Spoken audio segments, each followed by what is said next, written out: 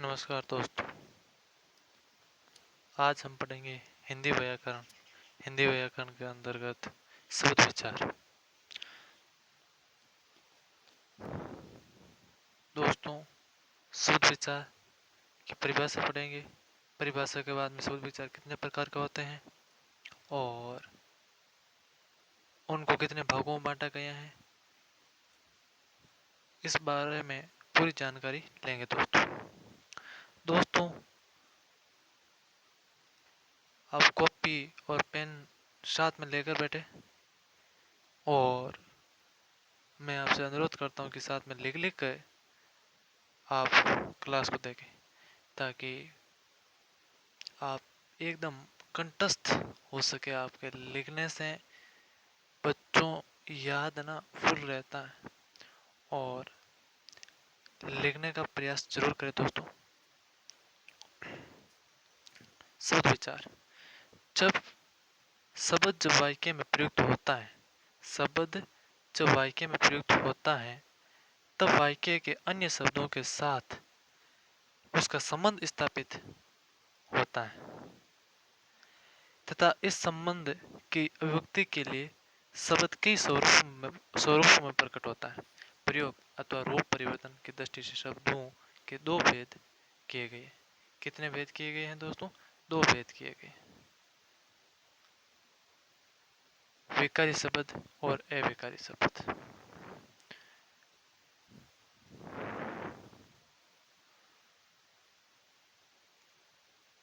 दो भेद, विकारी शब्द और अविकारी शब्द। दोस्तों,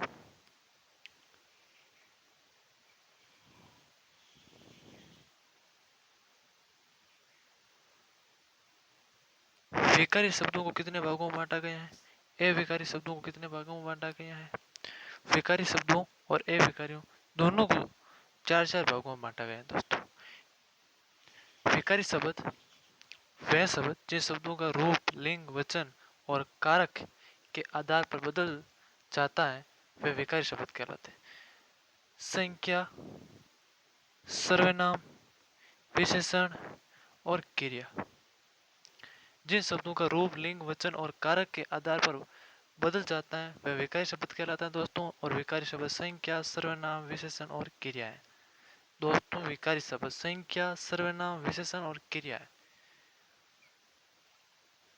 अविकारी शब्द क्रिया विशेषण, समुच्चय बोधक, संबंध बोधक और विस्मयादि बोधक। शब्दों को दोस्तों दो भागों में बांटा गया है, एक विकारी शब्द है और दूसरा अविकारी शब्द। विकारी शब्द के अंतर्गत चार आते हैं और अविकारी शब्द के अंतर्गत भी चार आते हैं। चार चार भागों में डिवाइड किया गया। विकारी शब्द के अंतर्गत संज्ञा, सर्वनाम, विशेषण और क्रिया। अविकारी शब्द के अंतर्गत ही चार भागों में डिवाइड किया गया है, क्रिया विशेषण, समुच्चय बोधक, संबंध बोधक, विस्मयादि बोधक। अब पढ़ते हैं दोस्तों विकारी शब्द, और विकारी शब्द के अंतर्गत आती है संज्ञा। संज्ञा किसे कहते हैं, कितने प्रकार की होती हैं, और अब देखो दोस्तों, संख्या संख्या का अर्थ होता है सम प्लस क्या। क्या होता है? सम प्लस क्या। सम प्लस क्या, इसका अर्थ होता है दोस्तों समय ज्ञान कराने वाला। समयक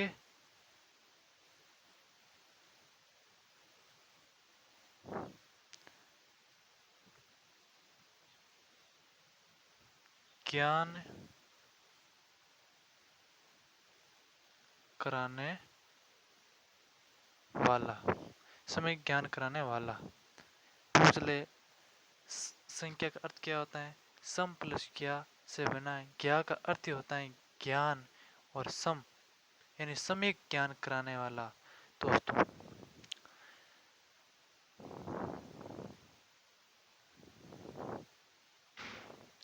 साधारण शब्दों में नाम को ही संख्या कहते हैं। दोस्तों, साधारण शब्दों में नाम को ही संख्या कहते हैं।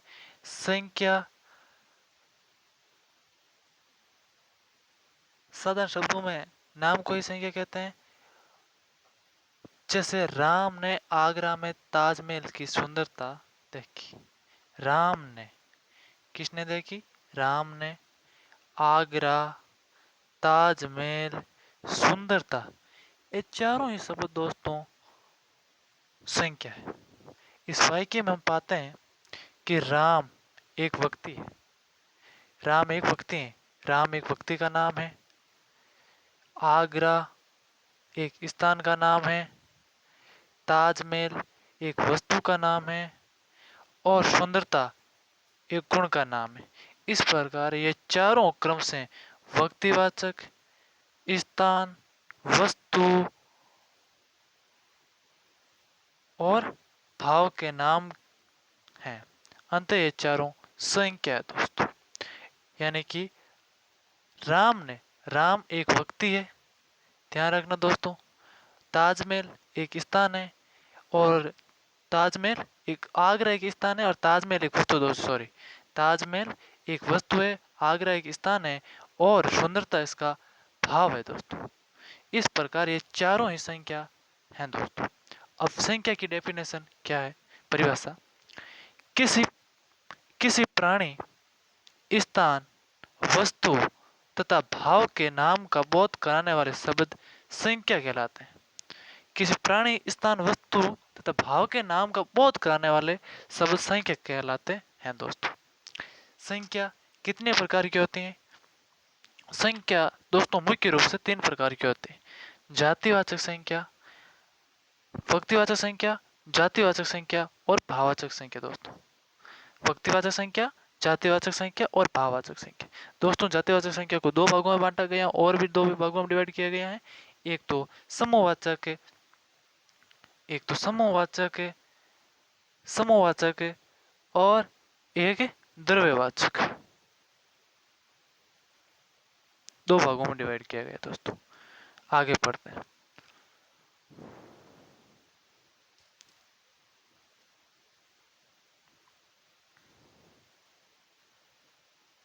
व्यक्तिवाचक संख्या, सॉरी, व्यक्तिवाचक संख्या,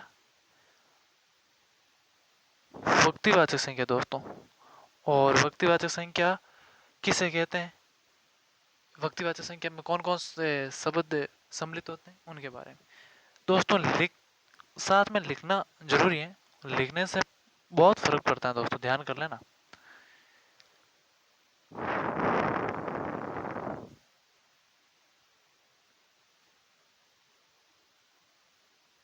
व्यक्तिवाचक संख्या, व्यक्तिवाचक संख्या जिस संख्या शब्द से एक व्यक्ति, वस्तु या स्थान के नाम का बोध हो उसे व्यक्तिवाचक संख्या कहते हैं। जिस संख्या शब्द से एक ही व्यक्ति, एक ही वस्तु, एक ही स्थान के नाम का बोध हो उसे व्यक्तिवाचक संख्या कहते हैं दोस्तों। व्यक्तिवाचक संख्या विशेष का बोध कराती है। ध्यान रखना दोस्तों, व्यक्तिवाचक संख्या विशेष का बोध कराती है। जैसे एक व्यक्ति है राम, क्या है? एक व्यक्ति है राम। राम, इसका राम का रंग कैसा है, राम क्या कार्य करता है, राम की क्या पहचान है, ये राम की एक विशेषता है। विशेष का बोध कराता है, एक विशेष का बोध कराता है। इसी प्रकार दिल्ली में क्या क्या वस्तु है, दिल्ली की क्या क्या विशेषता है, ये दिल्ली पर डिपेंड करता है दोस्तों। तो दिल्ली भी एक ही स्थान का बोध कराते हैं। उसी प्रकार एक ताजमहल एक वस्तु है दोस्तों। ताजमहल एक क्या है? वस्तु है। ताजमहल की क्या क्या विशेषता है, इनकी अलग विशेषता होने के कारण ये व्यक्तिवाचक संख्या के अंतर्गत आते हैं। ये एक विशेष होने के कारण इसके व्यक्तिवाचक संख्या के अंतर्गत आते हैं दोस्तों, ध्यान रखना। व्यक्तिवाचक संख्या विशेष का बोध कराती है, सामान्य का नहीं। प्राय व्यक्तिवाचक संख्या में व्यक्तियों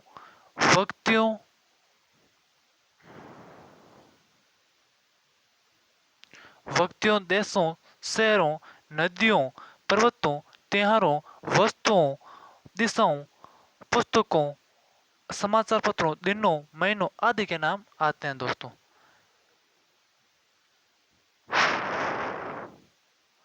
व्यक्तियों के नाम, जितना भी दोस्तों व्यक्ति है, व्यक्तियों के नाम, व्यक्तियों के नाम,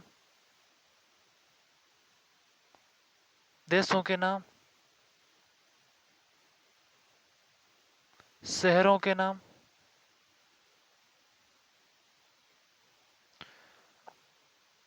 नदियों के नाम, पर्वतों के नाम, कोई कोई अपवाद है दोस्तों, त्योहारों के नाम,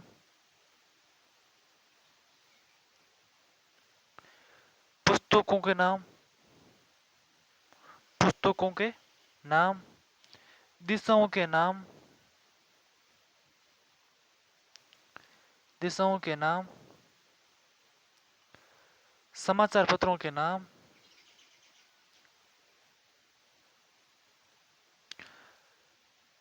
दिनों के नाम और महीनों के नाम दोस्तों ध्यान रखना। ये सभी दोस्तों ध्यान रखना कि क्या कराते हैं, सभी व्यक्तिवाचक संख्या के अंतर्गत आते हैं। ये सभी व्यक्ति विशेष का बोध कराते हैं। जितना भी व्यक्ति है वो अपनी एक विशेषता रखते हैं। देश भी एक अपनी अलग से विशेषता, शहर, कोई भी शहर, कोई भी देश, नदियां, पुस्तकों, त्योहारों, पर्वतों, दिशाओं, महीने और समाचार पत्र और दिनों। ध्यान रखना दोस्तों, ये शब्द बहुत मुख्य शब्द हैं कि व्यक्ति, देशों, शहरों, नदियों, पर्वतों, त्योहारों, पुस्तकों, दिशाओं, समाचार पत्रों, दिनों, महीनों के आदि के नाम आते हैं। ये सभी के सभी क्या है दोस्तों, ये सभी के सभी व्यक्तिवाचक संख्या के अंतर्गत आते हैं।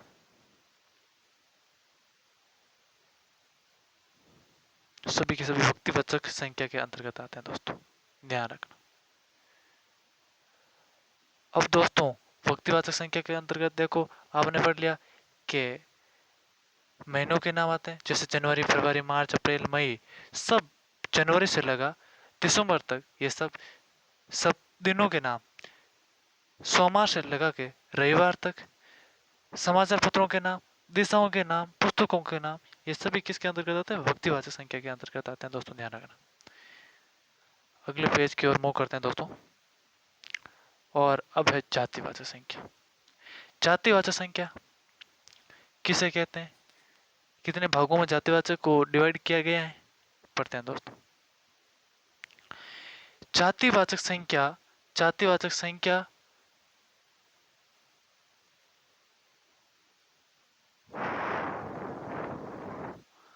जिस संख्या शब्द से किसी जाति, वर्ग के संपूर्ण प्राणी, वस्तु, स्थान आदि का बोध होता हो उसे जातिवाचक संख्या कहते हैं। गाय, आदमी, पुस्तक, नदी आदि शब्द अपनी एक पूरी जाति का बोध कराते हैं, इसलिए जातिवाचक संख्या कहलाते हैं। प्राय जातिवाचक संख्या में वस्तुओं, पशुओं, पक्षियों, फल फूल, धातुओं, व्यवसाय संबंधित व्यक्तियों, नगर, शहर, गांव, परिवार, भीड़ जैसे समूहवाची शब्दों के नाम आते हैं। जातिवाचक संख्या को दोस्तों दो भागों में डिवाइड किया गया है, और इनकी डेफिनेशन ये कि याद रखना है, जिस संख्या सदस्य किसी जाति, वर्ग के संपूर्ण प्राणियों, वस्तु, स्थानों का आदि का बोध होता है उसे जातिवाचक संख्या कहते हैं। जैसे गाय है, गाय एक वर्ग, गाय वर्ग के अंतर्गत है, सारी गाया जातिवाचक, सारा आदमी जातिवाचक, सारी पुस्तक जातिवाचक, सारी नदियां जातिवाचक है। अब एक नदी का विशेष बोध होता ना बोध, तो जैसे गंगा नदी, गंगा नदी का बोध होता तो दोस्तों क्या है, गंगा नदी क्या है, जातिवाचक है। अब नदियां का पूछ लिया दोस्तों, नदी, नदी बहुत सारी नदियां होती हैं। अब नदी कौन सा शब्द है, जातिवाचक है। गंगा शब्द कौन सा है दोस्तों, गंगा शब्द व्यक्तिवाचक है। इसी प्रकार रामायण, रामायण एक पुस्तक है, ये रामायण पुस्तक किसके अंतर्गत आएगी, व्यक्तिवाचक के अंतर्गत आएगी। और पुस्तक शब्द किसके अंतर्गत आएगा, जातिवाचक। बहुत सारी पुस्तक होती हैं, ध्यान रखना दोस्तों। जातिवाचक संख्या को दो भागों में डिवाइड किया गया है, एक तो है समूहवाचक है और एक है द्रव्यवाचक। एक तो है समूहवाचक, एक तो है समूहवाचक, एक तो है समूहवाचक और एक है द्रव्यवाचक। एक समूहवाचक है और एक द्रव्यवाचक।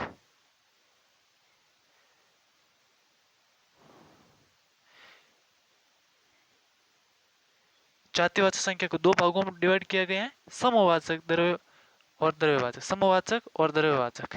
समूहवाचक मैंने जैसे कक्षा, कक्षा एक वर्ग का है ना, वर्ग का बोध कराते हैं। कक्षा, झुंड, झुंड भी एक वर्ग का बोध कराता है। सेना, सेना भी एक झुंड का और एक वर्ग का बोध कराती है। ये सभी शब्द किसके अंतर्गत आए दोस्तों? ये सभी समूहवाचक के अंतर्गत आएंगे। ये समूह है इसका। झुंड, भेड़ियों का झुंड, कक्षा, विद्यार्थियों की कक्षा, सेना, सैनिकों, है ना, सिपाहियों, आर्मी या उनकी सेना, यानी एक समूह है दोस्तों। द्रव्यवाचक, जैसे द्रव्यवाचक के अंतर्गत दोस्तों पदार्थ, पानी है, जो भी द्रव्य है ना, पानी, और द्रव्यवाचक के अंतर्गत पानी,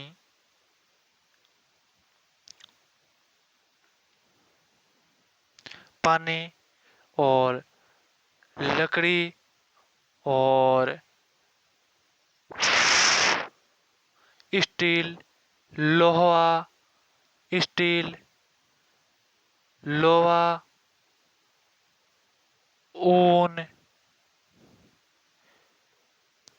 सोना चांदी, कोयला, ये सभी दोस्तों किसके अंतर्गत आते हैं? ये सभी के सभी,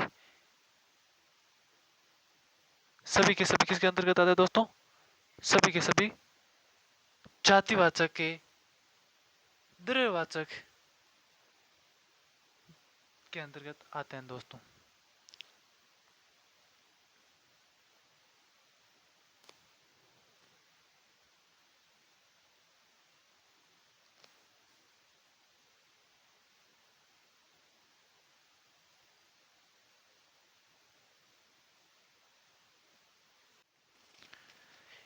ये सभी सभी द्रव्यवाचक। द्रव्यवाचक किस अंतर्गत कौन कौन से आते हैं दोस्तों? स्टील, लोहा, पीतल, लकड़ी, प्लास्टिक, ऊन, सोना चांदी, कोयला। समूह के अंतर्गत सभा, कक्षा, परिवार, झुंड, भीड़, टीम, दल, सेना, ये सभी किसके अंतर्गत आते हैं दोस्तों?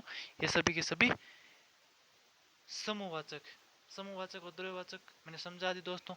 समूहवाचक कौन कौन से हैं और द्रव्यवाचक कौन कौन से हैं, एक बार और समझाता हूँ दोस्तों। समूहवाचक और द्रव्यवाचक। समूहवाचक सर अंतर्गत आते हैं कक्षा, दरबार, झुंड,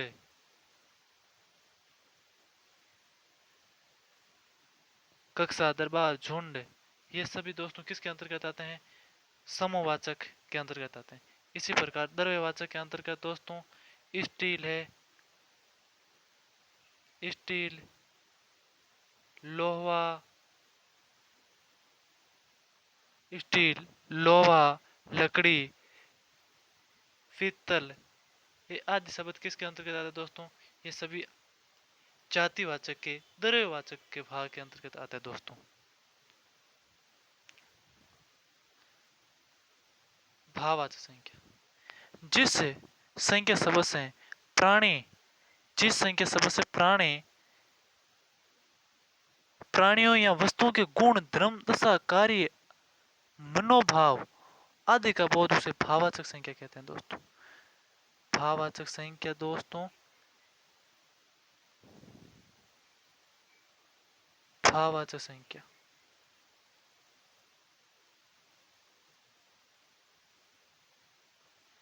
जिस संख्या शब्द से प्राणियों, वस्तुओं, गुण, धर्म, दशा, कार्य, मनोभाव आदि का बोध, उसे भाववाचक संख्या कहते हैं।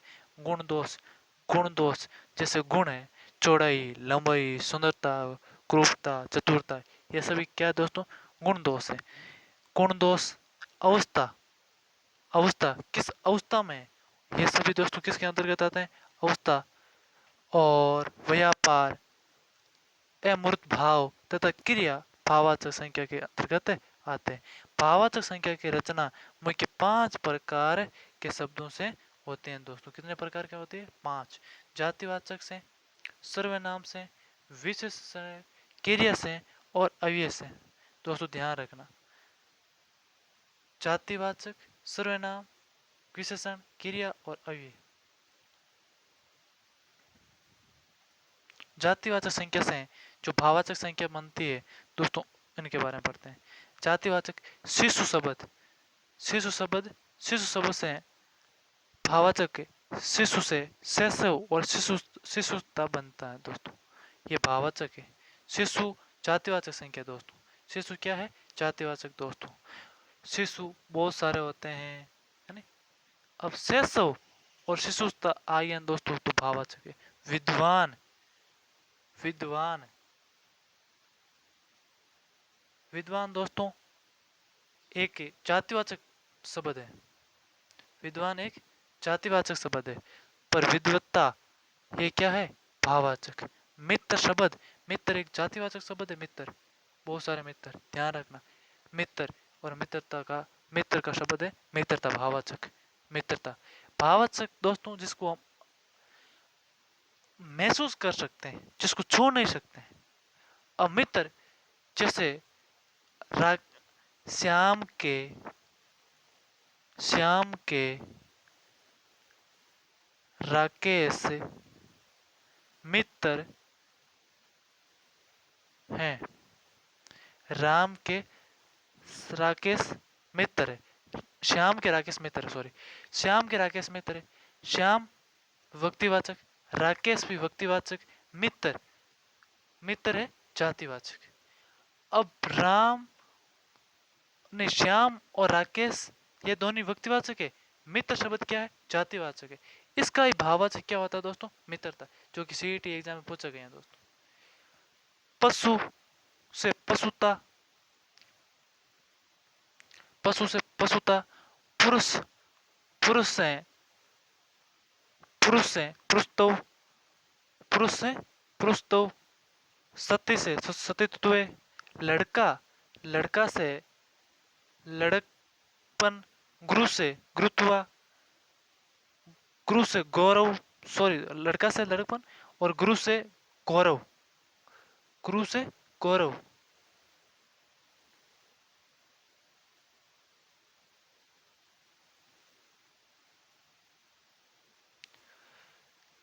बच्चा से बचपन, सजन से सजनता, आदमी से आदमियत, इंसान से इंसानियत, दानव से दानवता, बूढ़ा से बुढ़ापा, बंधु से बंधुत्व, व्यक्ति से व्यक्तित्व, ईश्वर से ऐश्वर्य। ये सभी दोस्तों, चोर से चोरी, ठग से ठगी, ये सभी दोस्तों शब्द क्या है? ये सभी के सभी दोस्तों वक्त जातिवाचक से भाववाचक बनने वाले सभी शब्द हैं दोस्तों। ये सभी, ये बंधु शब्द जातिवाचक है, इससे बनने वाला बंधुत्व भाववाचक है। व्यक्तिवाचक व्यक्ति एक जातिवाचक है, इससे बनने वाला व्यक्तित्व एक भाववाचक। ईश्वर एक जातिवाचक है, इससे बनने वाला भाववाचक शब्द दोस्तों ऐश्वर्य है। इस प्रकार चोर एक जातिवाचक संख्या है, इससे बनने वाला भाववाचक शब्द दोस्तों चोरी है। ठग एक जातिवाचक संख्या है और ठगी से एक भाववाचक संख्या दोस्तों। सर्वनाम से बनने वाले, वो तो जातिवाचक से बनने वाले। अब सर्वनाम से बनने वाले दोस्तों कौन कौन से? सर्वनाम से भाववाचक बनने वाले, मम, मम से ममता या ममत्व, स्व से स्वत्व, आप से आम्पा, सर्वे से सर्वस्व, निज से निजत्व, अपना से अपनापन या अपनत्व। ये सभी दोस्तों सर्वनाम से बनने वाले शब्द है।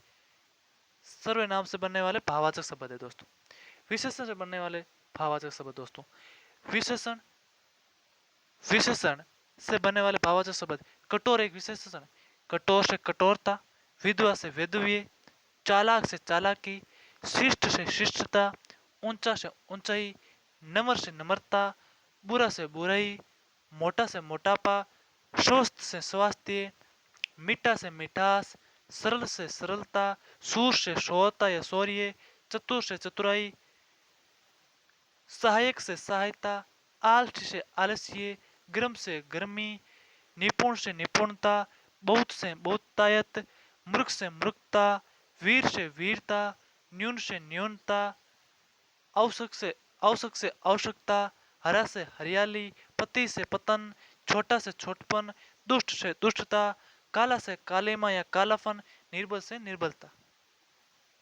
क्रिया से बनने वाले शब्द दोस्तों, क्रिया से भाववाचक बनने वाले शब्द, क्रिया से सुनना एक क्रिया है और इसका भाववाचक शब्द क्या होगा दोस्तों, सुनवाई। गिरना एक क्रिया शब्द है, गिरना से गिरावट एक भाववाचक शब्द है दोस्तों। चलना एक क्रिया शब्द है जिसका भाववाचक शब्द दोस्तों चाल होगा। कमाना एक क्रिया शब्द है जिसका कमाई भाववाचक शब्द है। बैठना एक क्रिया शब्द है जिसका बैठक है भाववाचक शब्द है। पहचानना क्रिया शब्द है, पहचान भाववाचक है। खेलना क्रिया शब्द है, खेल भाववाचक है। जीना क्रिया शब्द है, खेल जीना क्रिया शब्द है, जीवन भाववाचक है। चमकना क्रिया शब्द है, चमक भाववाचक है। सजाना क्रिया शब्द है, सजावट भाववाचक है। लिखना क्रिया शब्द है, लिखावट भाववाचक है। पढ़ना क्रिया, पढ़ाई भाव। जमना क्रिया, जमाव। पूजना पूजा। हंसना हंसी, गूंजना गूंज। जलना जलन, भूलना भूल। गाना गान, उड़ना उड़ान। हारना हार, थकना थकावट। पीना पान, बिकना बिक्री। अवश्य बनने वाले शब्द दोस्तों, अवश्य भाववाचक, दूर दूरी, ऊपर ऊपरी, दिक धिकार, सिंगर सिंगरता, मना मनाही, निकट निकटता, नीचे नीचे, समीप और समाप्य। दोस्तों क्लास अच्छी लगी तो लाइक करना, सब्सक्राइब करना। आपका